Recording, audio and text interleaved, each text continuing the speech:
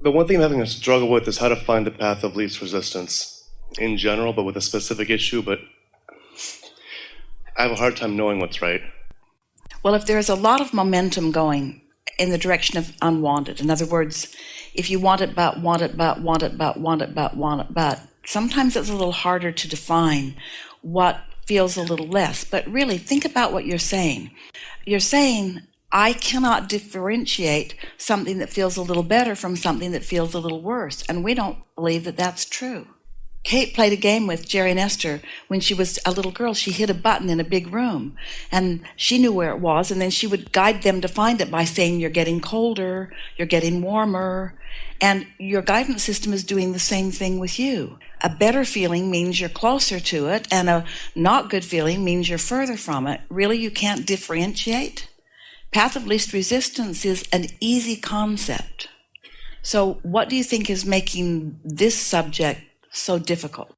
I get scared that the feeling is drawing me towards something that takes me away from something that I think that I want. I don't know if that was said very clearly. It was interesting to say you talked about dogs a lot, because dogs are kind of the issue in the relationship that I have with my partner. It's been a predominant thing that has stopped us from being together. And it's a relationship that I derive a lot of joy from, that I really enjoy. The dogs are something that consistently takes me away from my vortex. I know it's me taking myself away, but when it's being in my vortex is something that I've kind of struggled with in general. I feel like these little entities are things that take me out very, very easily. In what way? Wow. They are... They're too happy for you? What? No, well... Yeah, well, that's actually funny you say that. One of them is incredibly... I try to create a very peaceful environment because I have a tendency to be a little anxious. And one of the dogs is like a very anxious entity. The dog is picking up on the way you are feeling. But let us give you something. This will help you a lot. So focus for a moment on the idea of alignment, which means harmony between you and who you really are. And then hear these words which represent alignment. Happy, alignment. Satisfied, alignment. Love, alignment. Appreciation, alignment. Interesting, alignment. So alignment can mean a lot of different things, but alignment means harmony between you and you. So anxious is not harmony. And you can blame it on the dog if you want to. So what's happening, and we really love telling this to you, that little dog in particular is just reflecting the discord in your own vibration. And no one ever wants to hear about it. We are certain you're annoyed with us too. No one wants to hear about discord in their vibration. But really, that's what's going on. Okay. Tell us about the other dog. The other dog seems like he's in shell shock a lot of the time. He's really sweet, really quiet. They're both fun. I don't dislike the dogs. They're fun dogs. I understand. He seems a little bit like that. These dogs are going to teach you more than we ever will. I wonder I thought that. Because they're real to their alignment. And so tell us about the one that seems shell-shocked. How long have you been in the... I've known these dogs for almost 3 years. Yes. And so tell us about the second one. The second one, he's a lot quieter. He kind of seems a little slower in intelligent ways. Doesn't seem as smart, maybe. His desires are fewer. Oh, for sure, his desires are fewer. Since his desires are fewer, his frustration is less. Okay. Yeah, I can see that. Yeah. Yeah, that makes sense, actually. And so what about the other little dog? He has a lot of energy. Because he's smart? I think he needs to play more or something, but he has a lot of energy and a lot of, he's a character. I mean, he's a funny little dog, for sure. But he'll do naughty things a lot. So we've heard about the first dog who has less desires and therefore less stress, and so is sort of happy to just kind of lay around, which makes him look tolerant. But really it's not that he's more tolerant, he's just not contradicting his own desires so much, so he feels better more of the time. The second little dog has more that he wants that he's not getting, and so he pesters more. And then you're the third dog. And tell us about yourself. Are you more like the first dog or the second dog? I'm more like the crazy dog. I'm more like the energetic dog, for sure. And so you have the most to learn from that dog. So that's the dog that's reflecting back to you. Now, we know this sounds crazy, but in the spirit of we're all in this together, these dogs are part of the energy dynamic that you've got going on. So now tell us a little bit about how big a role this particular little dog you think is really playing in your upendedness. Playing a role or just reflecting back the discord that's already there? A lot of his naughty behaviors were happening before I even knew this dog. When I met my partner, I saw the destruction that this dog had unleashed before I even stepped into the picture. So what kind of destruction? Couches being torn apart, linoleum being ripped off the floor. He pissed on my Roomba. So what he's demonstrating to you is there are so many things I would like to think about, and I'm confined in this one small space. I think so. And this is what someone who has many things that they want to do, who for whatever reason is not being allowed to do them, does. So that's what I would do, probably. It's what you are doing. It's what you are doing to some extent. In a different way. In a different way. Yeah. So is there any way of giving this little dog more freedom? I think so, yeah. It's going to take some time, but yeah. More engagement? More satisfying opportunity to flow energy? We know it sounds odd that we are spending so much time talking about the behavior of this little dog, but we want you all to relate to it just a little bit. Because all of you, when you have desires that you are not allowing an outlet for, when the desire is strong, then the absence of the outlet just makes the desire stronger. This is what we said earlier when we said, if your desire is strong enough, it doesn't matter what your beliefs are. And that's why this dog is untrainable. That's why you can't say no enough. You can't discipline enough. Because the desire for more is so inherently powerful within this dog. Now, the other dog is easy to train because the other dog doesn't have those kind of powerful desires. And we really want to ask you, if these two dogs represent sort of the categories that most humans fall into. Those who finally just give up on their desires, and so the momentum of their desire is not encouraged, and so they just stay in a sort of complacent place. And those whose desires just keep getting stronger and stronger and stronger and stronger, who feel the frustration, who have to find some way of breaking through in order to move toward what they want. Don't you love these little dogs and what they are explaining to you? Yeah. And so we have a question for all of you. Which dog would you rather be? Because most humans would say, well, I'd rather be the dog that's content. We say, no, you would not. That's not who you were born to be. The beasts of your planet are more like that, but you were born for life to give you continuing new desires that you intended fully, with everything that you are, to keep up to speed with, you see.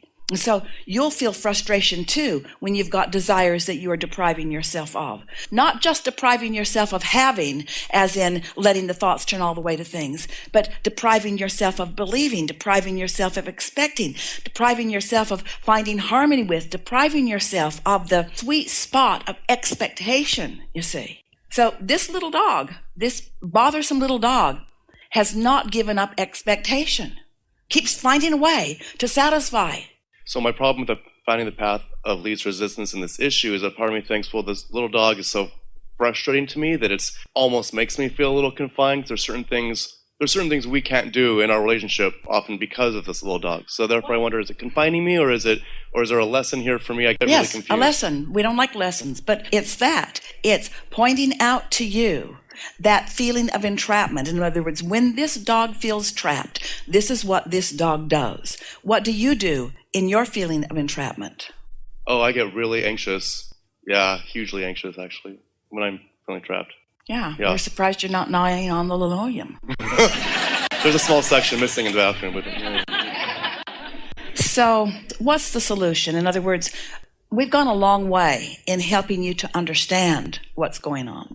We want to demonstrate something here that is an extension of the train analogy that we already began, but we think that you will find some clarification in it. So you're living something that you don't want, and so it causes you to put an engine of desire on your train.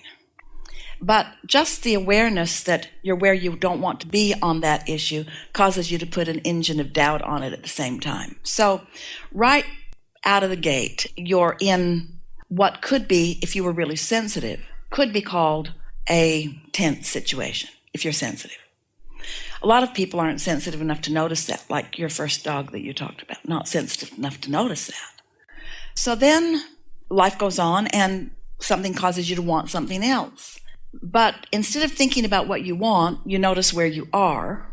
And so, again, it's a stalemate. So then life causes you to put something more, but you focus on where you are. And so now the tension gets greater and greater because there's more calling. Now, we want to call your attention to your inner being, who every time you know what you don't want and you know what you do want, your inner being focuses profoundly on what you do want.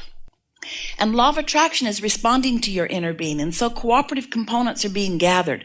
So there's a lot of energy about what you do want that's being amassed, which means you have to work pretty consistently on thinking about what's not working in order to even hinder that at all. But humans are really good at that because you're focusing on outcomes more than you are the way you feel. You're taking score too soon rather than paying attention to how you feel. So what happens is you get all these trains stacked up. So the tension gets stronger and stronger and stronger and stronger and stronger, which is what you're describing. And then usually something happens. Something happens where the tension is great enough that a very strong rocket of desire shoots out of you and puts about 20 new engines on this side of the track. And for a little while, you begin moving in that direction. And that's the time for you when you begin to feel some movement. That's the time for you to acknowledge that there's less resistance and more desire. That's what you want to focus on. Those are the subjects that if you will focus on, then you'll get more momentum, and then you'll feel better and better and better about more things until there will be fewer and fewer issues that are holding you back. Now, we want to demonstrate in this example another way that you could have a more comfortable experience. You know what you don't want, which causes you to know what you do want. But they're equal because your knowing of what you don't want has caused this clarity of what you do want, but they're sort of equal in your experience. But now you're really wise. You say, because there's not much momentum, there's not a lot of resistant momentum, it's a new thought. So you feel the resistance, but you say to yourself, wait a minute, why do I want this? Why is this a good idea? What is it about this that appeals to me?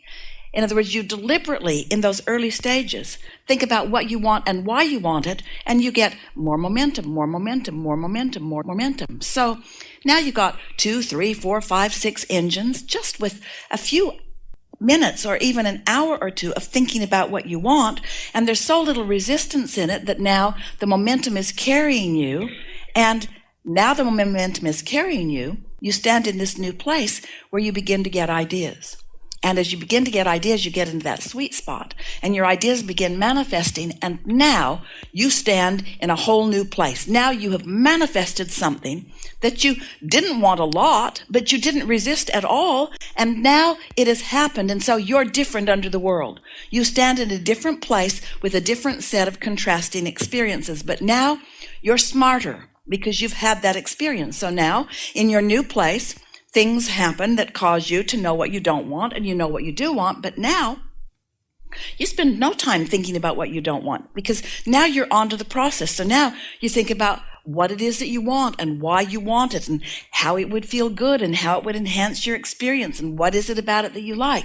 And you get 4, 5, 6, 7 more engines going that way. So the resistance that you have is having no effect on you at all. And now, because the momentum is going and now you're more in vibrational alignment and the universe is organizing the cooperative components and you're watching things happen and you're starting to feel more powerful, and now you're in that sweet spot where things feel like they're working out for you, and now, boom, another manifestation. Really happened pretty fast. I'm really getting the hang of this, you think. And now you stand in a whole new set of contrasting experiences, because you will never not be in a set of contrasting experiences. But these are different now. They're different than the ones before. You are a different person responding to them. So now this contrast doesn't have much of a chance of dissuading you, because now you've got the rhythm. Now you feel like a powerful creator. Now you are understanding the power of your thought. Now you are utilizing your guidance system effectively. Now you're not going to let something take you into a direction that you don't want to be just because it exists. Now you are a deliberate creator.